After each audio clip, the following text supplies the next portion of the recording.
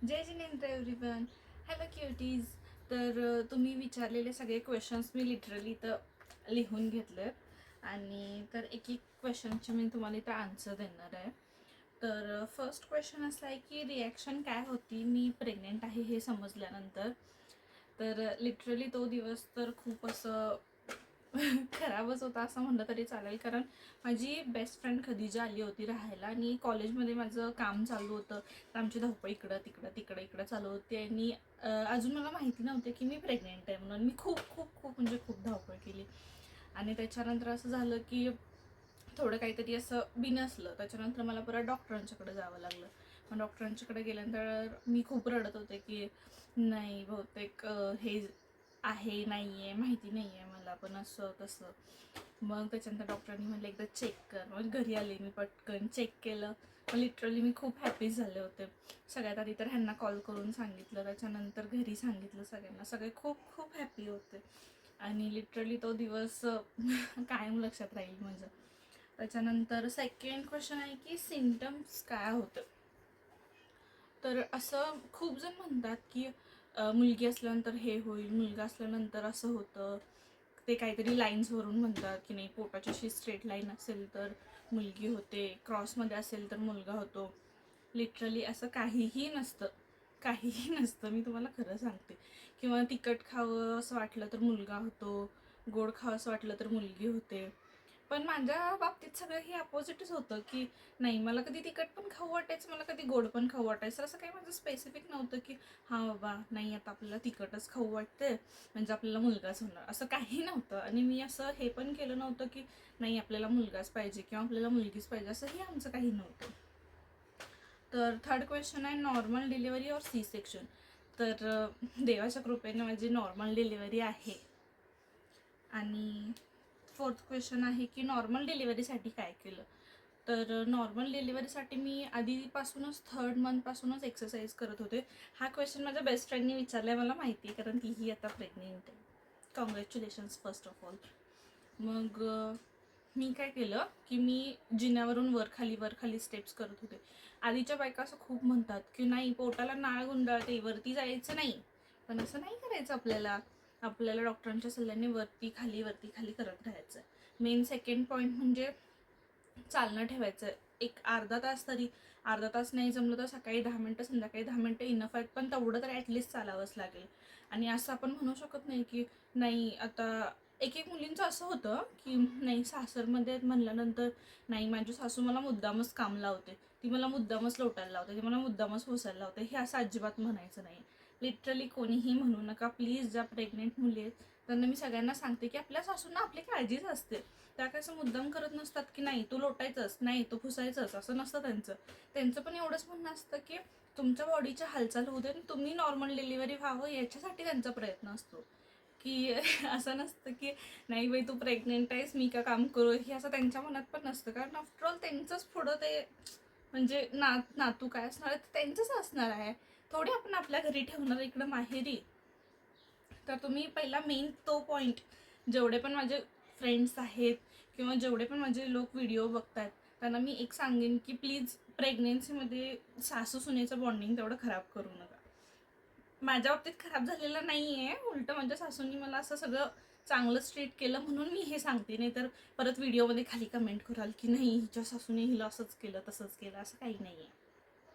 त्यानंतर next question आहे how did you prepare yourself mentally and physically for delivery. तर physically मी तुम्हाला ह्याच्या आधीच सांगितलं की मी वॉकिंग करत होते. लिटरली अर्धा तास तरी रोज वॉकिंग करायचं आहे. परत आपल्याला स्टेप्स वर खाली करायचं आहेत. थर्ड म्हणजे डक वॉक रोज रेग्युलर 10 तरी करा ॲटलिस्ट, म्हणजे 10 स्टेप चाला पण डक वॉक चाला. त्याच्यानंतर तुम्हाला असं पायावरती म्हणजे वर खाली असं सेट्स मारल्यासारखे, काय म्हणतात त्याला माहिती नाही मला, आय थिंक सेट्सच म्हणतात, पण तसं बसायचं आहे आपल्याला. मी तुम्हाला तो व्हिडिओ अटॅच करेन की काय म्हणते मी काय करायचं तर. त्यानंतर प्रेग्नेन्सीमध्ये कुठल्या मंथमध्ये काय खावं, हेही क्वेश्चन माझ्या बेस्ट फ्रेंडने विचारले मला माहिती आहे. तर मी सांगेन की थर्ड मंथमध्ये जर मुलगीचं वेट वाढत नसेल किंवा म्हणजे जी प्रेग्नेंट वुमन आहे तिचं वेट वाढत नसेल किंवा बेबीचं वेट वाढत नसेल तर 3rd मंथपासून 5th मंथपर्यंत खारीक असतं ना आपल्या घरी, ती खारीक वाळवायची आणि ते जे मिक्सरला लावून त्याचं पावडर फॉर्ममध्ये करून घ्यायचं आणि ते दुधात घालून 1च चमचा दुधात घालायचं, 1 ग्लास दूध घ्यायचं, त्यात 1 चमचा पावडर घालून मिक्स करून आपल्याला ते प्यायचं. एक तर सकाळी प्या किंवा संध्याकाळी प्या, पण एकच टाइम प्यायचं, कारण खारकेमध्ये उष्णता असते तर अति हीट पण आपल्याला चालत नाही. त्याच्यानंतर फ्रूट्स सगळे खायचे, नारळ पाणी घ्यायचं आहे. अजिबात असं म्हणू नका की कधी पिऊ, परत मला खोकला लागेल, सर्दी लागेल, हे होईल ते होईल, काहीही होत नाही. नारळ पाणी घ्यायचं. त्याच्यानंतर 2 मनुके, 2 बदाम. बदाममध्ये तुम्ही मामरा बदाम खा, त्याच्यानं आपल्या बाळाची ब्रेन खूप चांगली होते, ते खायचं आहे. परत आपल्याला एक चांदीची वाटी घ्यायची आहे आणि एक सोन्याचा तुकडा घ्यायचा आहे. तुकडा घ्या किंवा वेडण घ्या किंवा सोन्याची तार घ्या आणि त्या चांदीच्या वाटीत ना आपल्याला पाणी फुल भरायचं आहे. परत त्यात ती सोन्याची तार टाकायची आणि ते रात्रभर ठेवायचं आहे. आणि ते ठेवून झाल्यानंतर ना नेक्स्ट डेला आपल्याला ते चांदीची वाटी डायरेक्ट गॅसवर ठेवून ते उकळवायचं आहे पाणी, ते हाफ होईपर्यंत.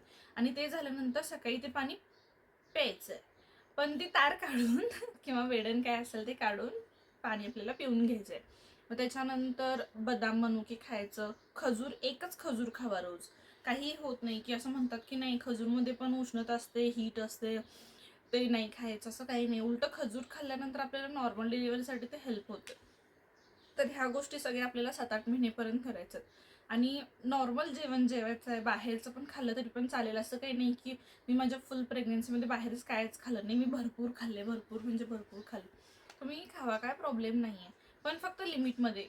म्हणजे असं जास्त तेलकट नको किंवा जास्त चायनीज नको, म्हणजे थोड्या प्रमाणात खावा. खावा नाही असं नाही, पण थोड्या प्रमाणात खावा. त्यानंतर 9व्या महिन्यात मी एक गोष्ट केली ज्याच्यामुळे माझं नॉर्मल डिलिव्हरीसाठी खूप हेल्प झालं, की 1 ग्लास दूध घेतला, तर 4-5 खजूर भिजवत ठेवले 2 तास आणि ते परत उकळवलं, त्याला खीर टाईपमध्ये त्याचं शिजवलं पूर्ण, त्याला स्मॅश करून करून करून शिजवून घेतलं आणि ते पिऊन घ्यायचं रात्री. किंवा 1 ग्लास दूध घ्या, ते नको असेल तर, आणि त्यात 1 चमचा तूप घालून ते पिऊन घ्या. त्याच्यानं काय होईल की तुमच्या बॉडीला लवकर म्हणजे डिलेव्हरीच्या टाईमला ना जास्त पेन्स होणार नाहीत किंवा पेन पण कमी होतात आणि तिथला जो आपला एरिया असतो तो सॉफ्ट होतो, त्याच्यामुळे लवकर डिलिव्हरी होऊ शकते. आणि 9व्या महिन्यात पण आपल्याला 15 ते 20 मिनटं सकाळ संध्याकाळ चालायचं, म्हणजे ॲटलिस्ट अर्धा तास 1 तास तरी चाला. मी काय करत होते, मी हेडफोन घालत होते निवांत आणि 1 तास चालायचं रोज. चालायचं म्हणजे चालायचंच, कारण मी ठरवलेलं की नाही मला नॉर्मल डिलिव्हरीच व्हायचं, कारण सी सेक्शन करून काहीही फायदा नाही आहे ते. त्याच्यानंतर नेक्स्ट क्वेश्चन आहे की तुला स्ट्रेच मार्क्स आले नाहीत काय पोटाला? मला तर खूप खाज उठते पोटाला, असं मला माझ्या फ्रेंडने विचारलं. तर त्याच्यासाठी मी हा DIY एक रोल ऑन बनवला होता.